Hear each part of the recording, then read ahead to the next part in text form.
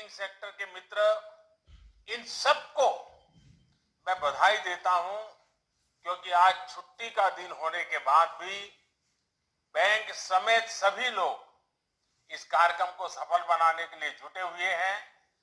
और मुझे खुशी है कि कृषि मंत्रालय ने आज का रविवार होने के बाद भी जो दिवस पसंद किया है, और उसका कारण बहुत महत्वपूर्ण है, बहुत बड़ा प्रेरक है।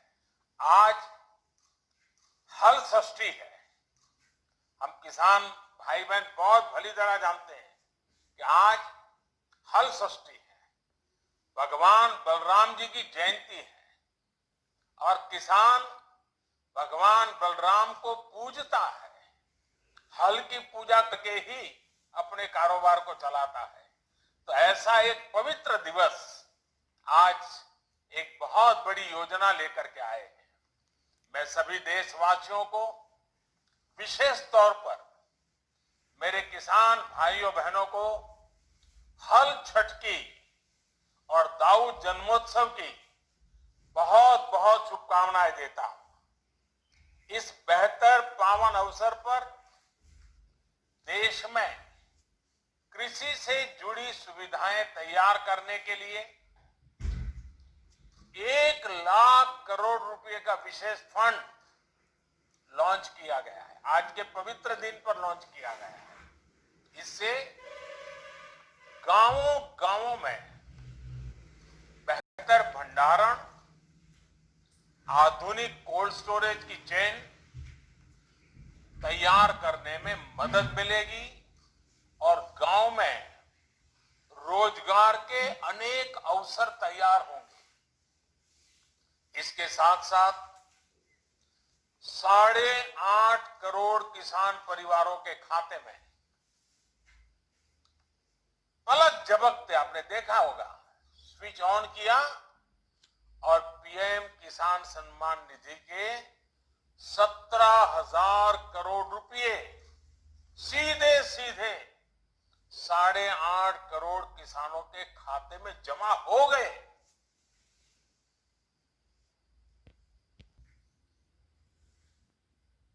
कोई बिचौलिया नहीं, कोई कमीशन नहीं, सीधा सीधा किसान के पास चला गया। संतोष इस बात का है, इस योजना का जो लक्ष्य था, वो लक्ष्य हासिल हो रहा है। हर किसान परिवार तक सीधी मदद पहुंचे और जरूरत के समय पहुंचे, इस उद्देश्य में ये योजना सफल रही है। बीते 1.5 साल में इस योजना के माध्यम से 75,000 करोड़ रुपए सीधे किसानों के बैंक खाते में जमा हो चुके हैं। इसमें से 22,000 करोड़ रुपए था कोरोना के कारण लगे लॉकडाउन के दौरान किसानों तक पहुंचाए गए। साथियों, दशकों से ये मांग और मंथन चल रहा था कि गांव में उद्योग क्यों नहीं लगते। जैसे उद्योगों को अपने उत्पाद का दाम तय करने में और उसको देश में कहीं पर भी बेचने की आजादी रहती है, वैसी सुविधा किसानों को क्यों नहीं मिलती। ये अन्याय किसानों के साथ क्यों हो रहा है।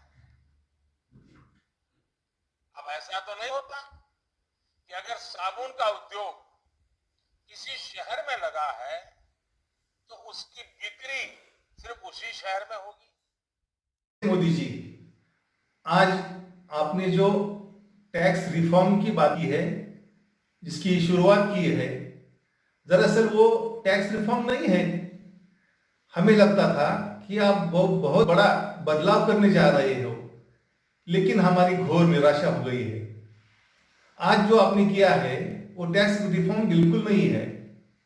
वो बोतल भी पुरानी है, उसमें की दवा भी पुरानी है, खाली उसके ऊपर का स्टिकर आपने बदल दिया है। आप कहते हो कि ऑनेस्ट टैक्स पेयर, या ऑनेस्ट टैक्स पेयर क्या होता है? इस देश में कौन टैक्स नहीं भरता मोदी जी?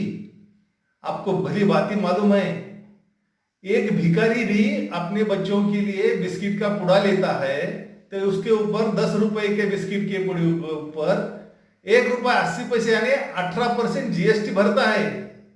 इस देश में जन्म लिया वाला 1 मिनट का बच्चा भी आपका टैक्स पेयर है, और आप किसको ऑनेस्ट टैक्स पेयर बोलते हो?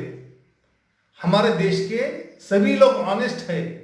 हमारी ऑनेस्टी हमारी बरकरार रखने के लिए व्यवस्था वैसी होनी चाहिए। हमें लगता था आप व्यवस्था के ऊपर रिफॉर्म करेंगे, लेकिन आप कहते हो नीतियों के ऊपर रिफॉर्म हो रहा है। नीति के ऊपर नहीं, रीतियों के ऊपर रिफॉर्म होना चाहिए, व्यवस्था के ऊपर रिफॉर्म होना चाहिए। और आप भली भांति जानते हो, अर्थ क्रांति ने जब हमारी टीम ने आपको, आप प्रधानमंत्री बनने से पहले जो प्रेजेंटेशन दिया था, उसमें आपको एक टंकी का चित्र बताया था, उसके ऊपर प्रेजेंटेशन दिया था। उसमें एक साइड पे तो आप काम कर रहे हो, हमें आपसे उम्मीद है क्योंकि आप काम कर रहे हो, लेकिन आज आपने बहुत घोर निराशा की।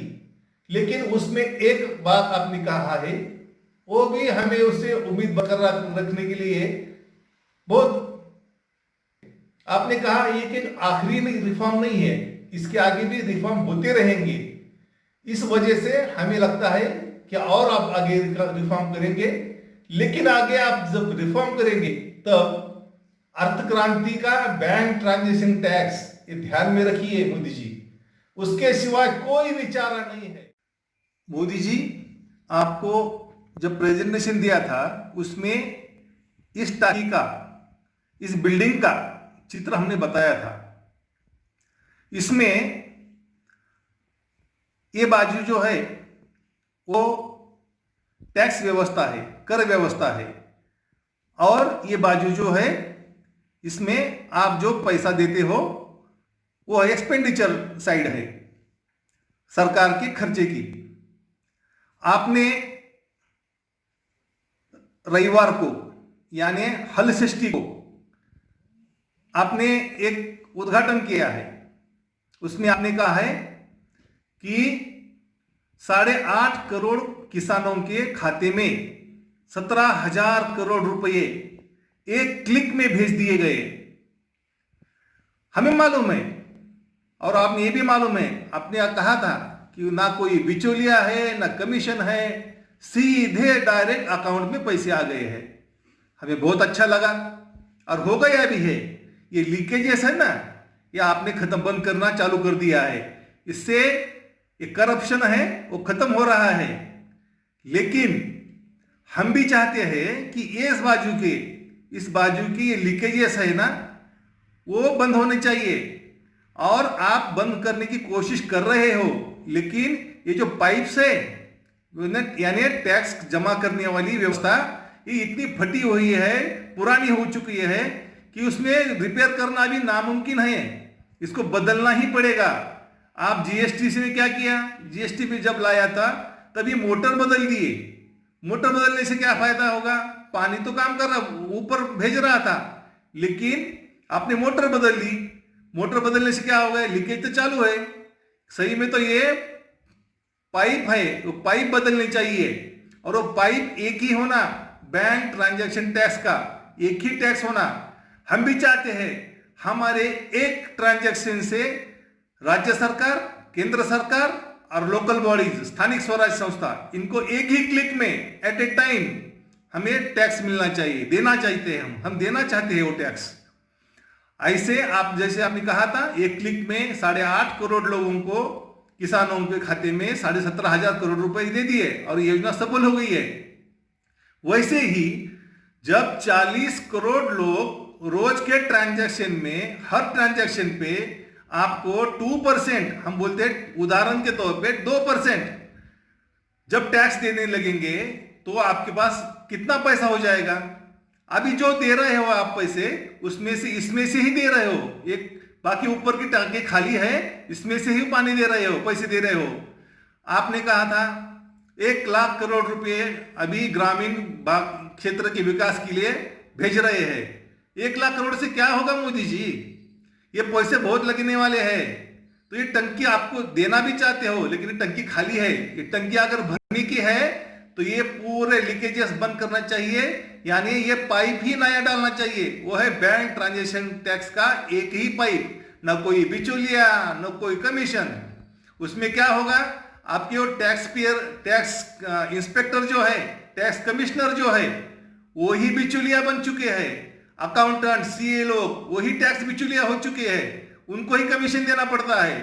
हम भी चाहते हैं हमारे हर ट्रांजैक्शन से, हमारे एक ही क्लिक के ऊपर आपको, यानी केंद्र सरकार, राज्य सरकार और लोकल बॉडीज को टैक्स मिलना चाहिए। ये बैंक ट्रांजैक्शन टैक्स अर्थ क्रांति का लाने के बाद ये टंकी पूरी भर जाएगी और आप जिसको चाहे उतना पैसा दे सकोगे। बाद में फिर ये एफडीआई के स्वरूप में लाने वाले टैंकर से पानी इसमें डालने की जरूरत नहीं लगी। हमारा देश दुनिया में 134वां नंबर पे था करप्शन केस में, और ईज ऑफ, और आज हमारी जो रैंकिंग है वो 63 यानी 63 है। हम चाहते हैं हमारे देश की रैंकिंग 1 नंबर पे होना चाहिए। क्यों नहीं, हम 1 से 5 तक नहीं हो सकते? हमारा देश भी टैक्स हेवन होना चाहिए।